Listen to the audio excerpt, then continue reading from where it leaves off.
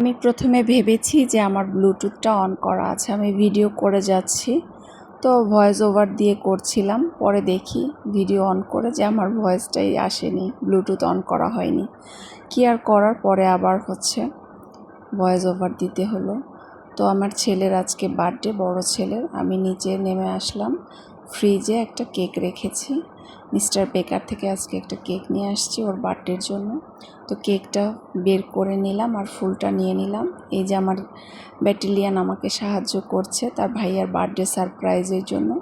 আমরা এখন উপরে চলে যাব। বাচ্চাকে বলেছি তুমি ঘুমাও, সে অলরেডি ঘুমিয়ে পড়েছে কিনা জানি না। আমি গেট নক করছি, তো তার গেট খোলার কোনো সারা শব্দ পাওয়া যাচ্ছে না। আমি ভাবছি যে ও বোধহয় ঘুমিয়ে পড়েছে, তো দেখি না, ঘুমায়নি। আমার মেজো ছেলে এসে দরজাটা খুলে দিল।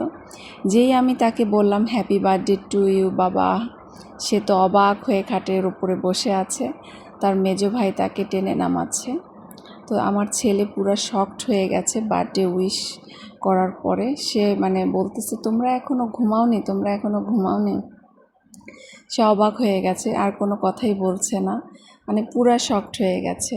বেশি আনন্দে আত্মহারা হলে বোধহয় বাচ্চারা এমন করে। সে কোনো কথা বলছে না। আমি তাকে বারবার জিজ্ঞেস করছি বাবা তোমার কেমন লাগছে। সে বলছে তোমরা এখনও ঘুমাওনি, আমি তো ভেবেছি তোমরা ঘুমিয়ে পড়েছো।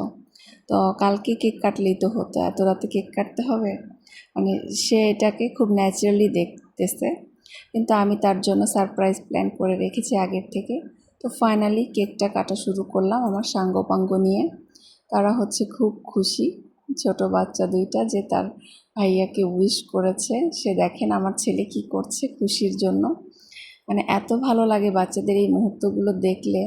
সবাই দোয়া করবেন আমার বাচ্চার জন্য, সে যেন মানুষের মতো মানুষ হতে পারে। আল্লাহ পাক যেন তাকে নেককার সন্তান হিসেবে গড়ে তোলার তৌফিক দেয়। একটা মা হিসেবে আমার এটাই চাওয়া, আপনাদের সবার কাছেও আমার এটাই চাওয়া। সবাই দোয়া করবেন আমার ছেলেকে যেন আমি সুশিক্ষায় শিক্ষিত করতে পারি।